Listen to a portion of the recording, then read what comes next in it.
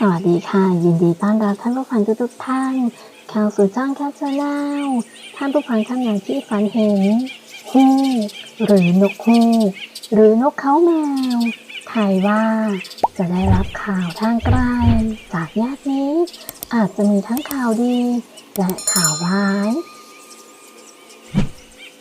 เลขนำโชค08 09 108 709 309ขอให้รวยค่ะ